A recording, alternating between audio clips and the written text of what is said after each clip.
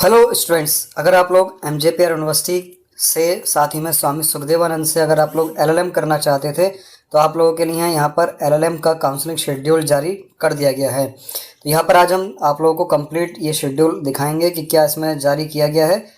ठीक है, और भी ज़्यादा इन्फॉर्मेशन देने की कोशिश करेंगे जितना हमसे हो सकेगा। तो यहाँ पर आप लोग देखें कि यूनिवर्सिटी कैंपस का ये शेड्यूल है, फर्स्ट काउंसलिंग शेड्यूल है अभी ये। और यहाँ पर ये शुरू हो रहा है एलएलएम में जर्नल के लिए, साइबर लॉ के लिए, ह्यूमन राइट्स के लिए, बिजनेस कॉर्पोरेट के लिए, एलएलएम सेल्फ फाइनेंस ये कोई नया कोर्स जोड़ लिया, साथ ही में बिजनेस एंड कॉर्पोरेट ये भी एक नया कोर्स जोड़ा है, एलएलएम एग्जीक्यूटिव ये भी एक नया कोर्स जोड़ लिया है। तो यहाँ पर हम लोग देखें कि आप लोगों को लिखा है कि all those candidate who have appeared registered online through Samarth portal and have appeared for the university entrance exam are invited for counselling for admission in LLM के जो भी कोर्सेस यहाँ पर लिखे हुए हैं। मतलब कि आप लोगों को अब काउंसलिंग के लिए कैंपस में बुलाया जा रहा है।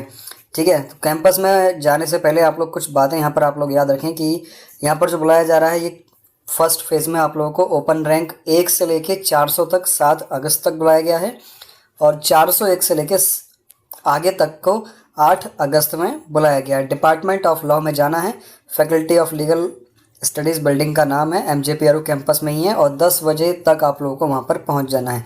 कोशिश करें 10 बजे से पहले ही पहुँच जाना। क्यों पहुँच जाना मैं भी आप लोगों को बताता हूँ। देखो, जब आप यूनिवर्सिटी ने जो अपना एंट्रेंस एग्ज़ाम का नोटिस निकाला था तो 3-4 कोर्सेज को ही यहाँ पर उन्होंने बताया था, लेकिन यहाँ पर उन्होंने एक नया कोर्स जोड़ दिया है, एलएलएम सेल्फ फाइनेंस। पहले यहाँ पर लिखी गई थी एलएलएम में जर्नल की सीट केवल 66 लिखा गया था और सेल्फ फाइनेंस वाला कोर्स नहीं जोड़ा गया था, लेकिन अब यहाँ पर एलएलएम को 2 पार्ट में डिवाइड कर दिया है। नॉर्मल वाला यानी रेगुलर वाला जो कोर्स है उसको 2 पार्ट में किया है, एक जर्नल वाला और एक सेल्फ फाइनेंस वाला। जर्नल वाला जो है इसकी जो फीस है वो 2500 रुपये पर सेमेस्टर है। सेल्फ फाइनेंस वाले की जो फीस है वो ज़्यादा रह सकती है, क्योंकि ये इस बार नया शुरू हुआ है तो इसकी इन्फॉर्मेशन कोई भी हमारे पास नहीं है कि कितनी फ़ीस रहेगी। ठीक है, दूसरी बात हम करते हैं आप लोग की, यहाँ पर एलएलएम का साइबर लॉ सेल्फ फाइनेंस में इसकी 30,000 रुपये पर ईयर फीस है, 30,000 रुपये पर ईयर आई थिंक इतनी है, और 66 सीट यहाँ पर कर दी गई है, पहले यहाँ पर 33 सीट थी।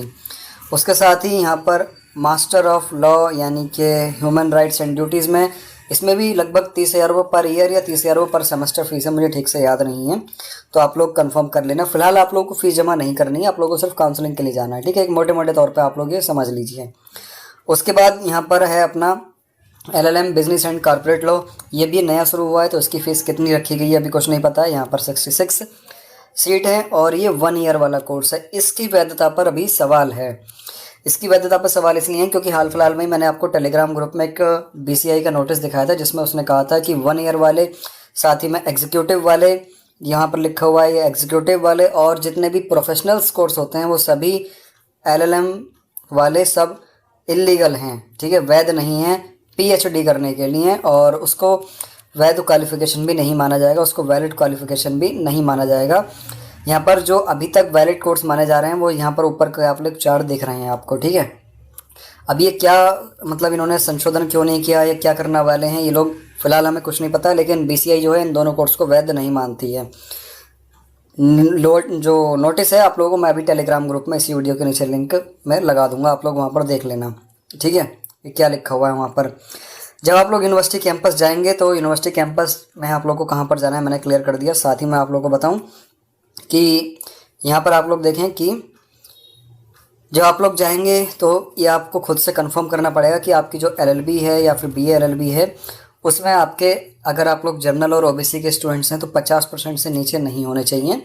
अभी फाइनल रिजल्ट नहीं आया, लेकिन अगर आप लोग देख रहे हैं कि 7 और 8 अगस्त काउंसलिंग शेड्यूल दिया हुआ है, तो उम्मीद है कि 7 और 8 अगस्त से पहले पहले आप लोगों का एलएलबी 6 सेमेस्टर का और बीए एलएलबी 6 सेमेस्टर का रिजल्ट पब्लिश कर दिया जाए। मैंने पहले ही आप लोगों को बताया था कि 15 अगस्त से पहले पहले ही सारे रिजल्ट पब्लिश कर लेंगे, तो हो सकता है ये एलएलबी और बीएलएलबी का रिजल्ट भी पब्लिश कर लें। तो ये खुद से कंफर्म कर लें अगर आपका रिजल्ट नहीं आता है तो, कि आपका 50% से नीचे नहीं जाएगा, प्लस कोई बैक नहीं होनी चाहिए, प्लस अगर आप लोग एससी और एसटी स्टूडेंट्स हैं तो आप लोगों का 45% से नीचे नहीं जाना चाहिए।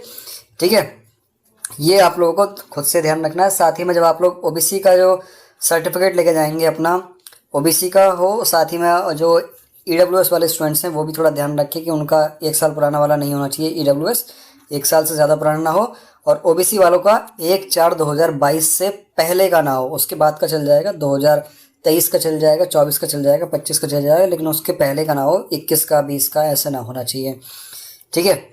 साथ ही में जो भी डॉक्यूमेंट्स आपके पास ओरिजिनल हैं वो सारे ओरिजिनल लेके जाएं, सेल्फ अटेस्ट करके लेकर जाएं उनको, और 5 फोटोग्राफ आपको लेकर जाने हैं अपने। साथ ही में सभी के 2 सेट बना के लेकर जाएं, और ओरिजिनल तो लेके ही जाने हैं आप लोगों को। मैंने आपको अभी बताया कि 2 सेट में लेकर जाना है, एक फोटो स्टेट वाला सेट दूसरा, और एक दूसरा आपको लेकर जाना है। ठीक है, ये 2 आप लोगों के पास होने चाहिए। कास्ट सर्टिफिकेशन, जो कास्ट सर्टिफिकेट है आपका, उसका ऑनलाइन वेरिफिकेशन रहना चाहिए, ऑनलाइन वेरिफिकेशन वाली स्लिप आपके पास होनी चाहिए। ये सारी चीज़ें आप लोगों को वहाँ पर सबमिट करनी है। उसके साथ ही आपके कुछ ओरिजिनल डॉक्यूमेंट भी वहाँ पर सबमिट कर लिए जाएंगे कुछ दिनों के लिए, उसके बाद वो वेरीफाई करके वापस कर दिए जाएंगे। इस बार जमा होते हैं नहीं होते हैं कुछ पता नहीं, लेकिन पहले तो ऐसे ही हुआ था, ओरिजिनल डॉक्यूमेंट कुछ दिनों के लिए जमा कर लिए गए थे। तो ये चीज़ आप लोगों को समझ में आ गई होगी कि कब आप लोगों को जाना है। अच्छा, ये चीज़ आप लोगों के पास अगर नहीं है तो आप लोग अपना ईमेल चेक करो, ईमेल पर ये आ चुका होगा। आपका जो ईमेल है उसके स्पैम फोल्डर को आप लोग चेक करो, वहाँ पर ये सेम टू सेम ईमेल आपको मिला होगा, इनविटेशन आपको मिला होगा। जो चीज़ मेरे पास है, ये जो पूरा PDF डॉक्यूमेंट्स है, ये सब आपके पास भी आया होगा। अगर नहीं आया है तो आपको कल मिल जाएगा, परसों मिल जाएगा, लेकिन आएगा, ज़रूर आएगा आपके पास। ठीक है। और अगर नहीं भी आता है तो आप लोग अपनी जो ओपन रैंक है उस पर आप लोग ध्यान रखें कि 1 से लेकर 400 तक के बीच में अगर आप लोग हैं तो 7 अगस्त में आपको जाना है, और 401 से लेकर आगे तक है तो आपको 8 अगस्त में जाना है।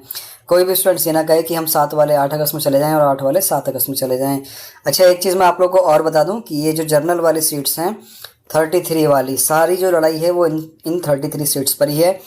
इन 33 सीट्स पर मुश्किल से 50 रैंक तक आगे जाएंगी, मतलब 50 रैंक आते आते ये ख़त्म हो जाएंगी।